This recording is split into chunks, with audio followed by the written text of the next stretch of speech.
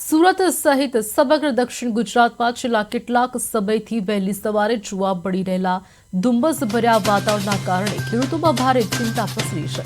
આ બદલાયેલા હવામાનની સીધી અસર ખેતીના પાક પર પડતાની ભીતિ સેવાઈ રહી છે, જેના કારણે ખેડૂતો આર્થિક નુકસાનીની આશંકા વ્યક્ત કરી રહ્યા છે। ખેડૂત આગેવાન જયેશ પટેલે આ અંગે માહિતી આપતા જણાવ્યું હતું કે ધુમ્મસભર્યું વાતાવરણ ખાસ કરીને કેરીના પાક માટે અત્યંત હાનિકારક સાબિત થઈ શકે છે। અત્યારે કેરીના ઝાડ પર બોળ આવવાની પ્રક્રિયા ચાલી રહી છે, ત્યારે આ ધુમ્મસના કારણે મોર ખરી જવાની અથવા તેમાં જીવાત પડવાની શક્યતા રહેલી છે।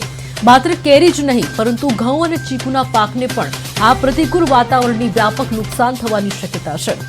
શિયાળુ પાક ગણાતા ઘઉંમાં જો ભેજનું પ્રમાણ વધે તો ગુણવત્તા પર અસર પડે છે।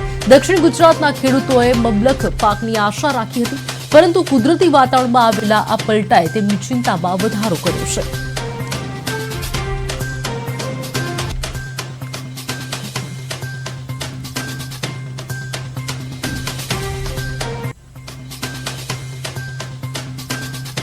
આજે સમગ્ર દક્ષિણ ગુજરાતમાં ખાસ કરીને ઝેરી ધુમ્મસ થઈ રહ્યું છે, એને કારણે કેરી પકવતા ખેડૂતો અને ખાસ કરીને ઘઉં અને ચીકુના જે બાગાયતી પાકો છે એમાં નુકસાન થવાની ભીતિ છે। એટલે ખેડૂતોમાં ભારે ચિંતા આજે પ્રસરી છે અને જે રીતે ગ્લોબલ વોર્મિંગ જળવાયુ પરિવર્તનની સીધી અસર ખેડૂતોને અને ખેતી પાકોને થઈ રહી છે, એટલે ખેડૂતો ખૂબ જ ચિંતિત છે।